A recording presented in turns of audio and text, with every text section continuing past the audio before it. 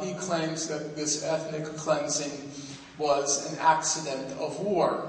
Namely, wars, as we all know, breed refugees, and he says that this refugee problem was an accidental consequence of war.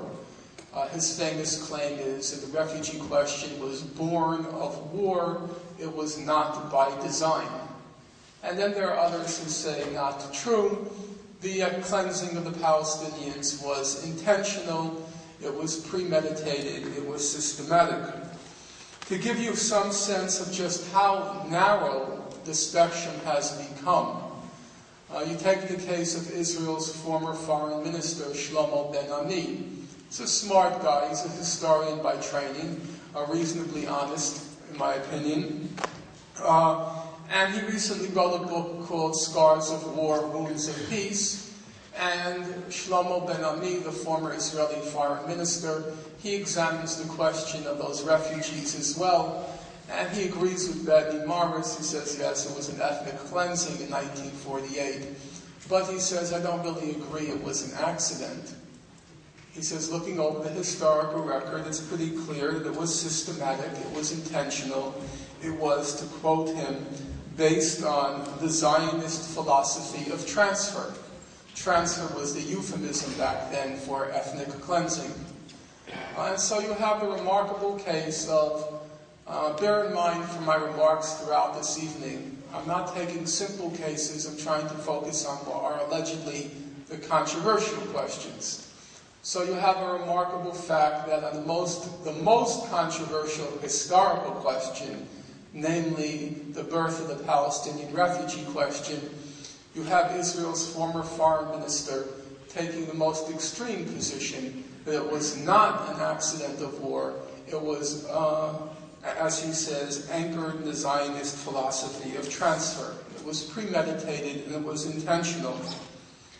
There's also a lot of good scholarship now on the question of those wars Israel has fought over the past 60 years, where it's usually depicted as a David fending off a Goliath, a belligerent Goliath, and all of these wars, sometimes with the exception of the Lebanon War of 1982, are depicted as wars of self-defense.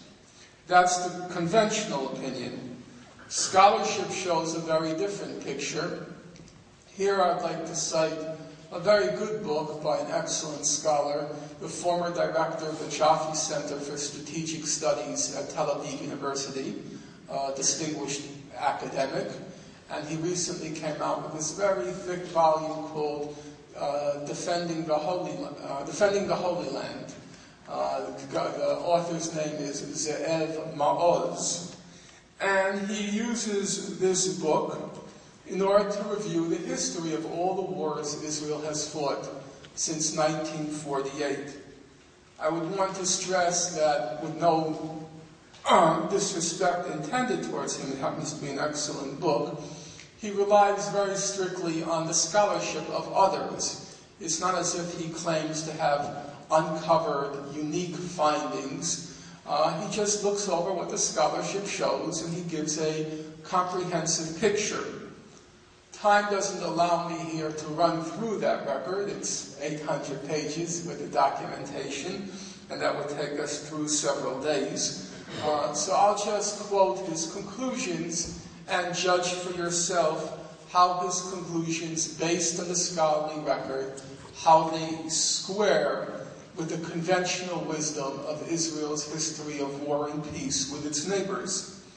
This is what he has to say. Quote, Israel's war experience is a story of folly, recklessness, and self-made traps. None of the wars, with a possible exception of the 1948 War of Independence, none was what Israel refers to as a war of necessity. All their wars were wars of choice or folly. Israel's decision-makers were as reluctant and risk-averse when it came to making peace as they were daring and trigger-happy when it came to making war. The official Israeli decision-makers typically did not initiate peace overtures. Most of the peace initiatives in the Arab-Israeli conflict came either from the Arab world, from the international community, or from grassroots and informal channels. When Israel was willing to make or take risks for peace, these usually paid off. The Arabs generally showed a remarkable tendency for compliance with their treaty obligations. In quite a few cases, it was Israel, rather than the Arabs, that violated formal and informal agreements. That's the picture as the scholarship shows it. I don't want to claim that there's no scholarship out there, or alleged scholarship out there, which challenges this point of view. There's some, most of it in the United States, lots of nonsense published in the US, not least by distinguished publishers currently, like a book that just came out on the '67 war called Foxbats over Dimona by two Israelis claiming that the whole June '67 war was a grand Soviet plot, and there's been a cover-up for 40 years, which these two reporters, or these two journalists, claim to have exposed. There is that sort of nonsense, pretty much confined to the American audience, for obvious reasons.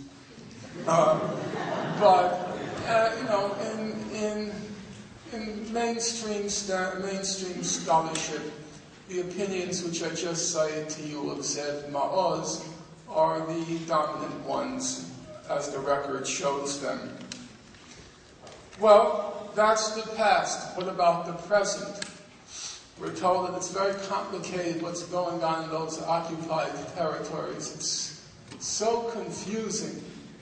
Journalists go every time there's a killing or killings, and if it's a Palestinian that's killed, I should qualify it. And they quote the Palestinians and what happened, and then they quote the Israelis and what happened, and then the reporter throws his or her hands in despair in the air. Who knows who's telling the truth? It's all a fog, or so they say. But it happens that in most conflicts in the world, when you want to know what the human rights record is, you don't actually ask either the victims or the alleged perpetrators. What typically happens, if it's Colombia or it's Venezuela or it's any of the Balkan states, what typically happens is a journalist goes in and he or she will consult the local representative of the main human rights organizations, so the local representative of Human Rights Watch or Amnesty International, or they'll consult a reputable local human rights organization. They don't rely on the testimonies of the alleged victim or the alleged perpetrator. So we'll use that conventional standard, namely, what do human rights organizations have to say about the human rights record in the occupied territories? It's a very interesting story for a number of reasons. Time won't allow me to go into them, but I'll simply say as an assertion, and then you can challenge me on it later on, that although there is a lot of gray area in human rights law, and although there are a multitude of human rights organizations monitoring the Israel-Palestine conflict, it's probably the most heavily monitored conflict in the world by human rights organizations. Even though there's gray areas in the human rights law, there's a multitude of human rights organizations monitoring the conflict, and a lot of human rights work is very susceptible to human error because it consists of human rights field workers going out to a demonstration and looking who initiated the conflict, Were the Palestinians throwing stones, or were they using live ammunition? Were the Israelis in a life-threatening position? Did the Israelis fire warning shots? And so on and so forth.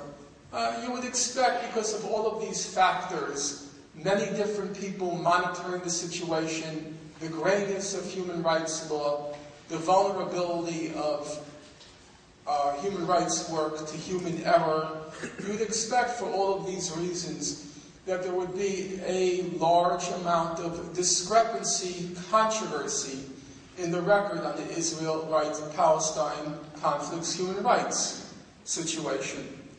But what's quite remarkable, at any rate, it was remarkable to me, for something I was writing a couple of years ago. I went through about 20 years of human rights organization reports on the conflict. So it was several thousands of pages over the period beginning what was called the First Intifada, 1987, roughly to the present. I went through it for a 2-decade period, and here I could say without fear of being contradicted, if you were to take a polygraph and put it on my wrist, I don't think it would miss a beat. What was quite remarkable was for that 20-year period, thousands of pages of human rights reports, I could find only one case of one demonstration on one afternoon in one city of the West Bank where 2 human rights organizations disagreed about what happened. And they disagreed on a relatively trivial point. The fact is, there's no controversy whatsoever on the actual human rights record in the occupied territories. It is not a matter of dispute, controversy, doubt. What does the record show? Well, let's stick to a fairly narrow topic, the one which most of you in this room will be familiar with from the news accounts, namely the question of fatalities, deaths in the conflict. When the Islamic movement came to power in the occupied territories in January 2006, a democratic election, they were elected to power. Israel, quickly followed by the United States, imposed these brutal economic sanctions on the Palestinian people. And the rationale for these sanctions was that Hamas was a terrorist organization, and as a condition for being welcomed as a member of the civilized community, it had to renounce terrorism. Well, that's not really a very controversial point if you want, under international law, terrorism, the conventional meaning being the targeting of civilians to achieve a political end. Terrorism is illegal under international law, and surely Hamas was duty-bound to respect that fundamental principle of international law, to renounce terrorism. Uncontroversial, at any rate, in my opinion. But there's obviously a difference between applying a principle across the board, that's a moral principle, and applying that principle to one side in a conflict, and that's just an exercise in hypocrisy. You don't have to have a PhD in moral philosophy to understand that point. So, agreeing for argument's sake, and in my case I do agree, but agreeing for argument's sake that terrorism, the targeting of civilians to achieve a political end, is wrong, let's apply the principle across the board and see what we get. By across the board, we mean all the parties to the conflict. So let's look at the basic numbers first. From September 28, 2000 to the present, namely from the beginning of the so-called Second Intifada to the present, for the past 7 years, 4,437 Palestinians have been killed, 1,030 Israelis have been killed, the ratio being approximately 4-to-1. If we leave aside combatants and stick strictly to civilians, 3 to 4 times as many Palestinian civilians have been killed as Israeli civilians killed. Ratio of about 3 to 4 to 1 civilians killed. Since Gaza has been in the news so much in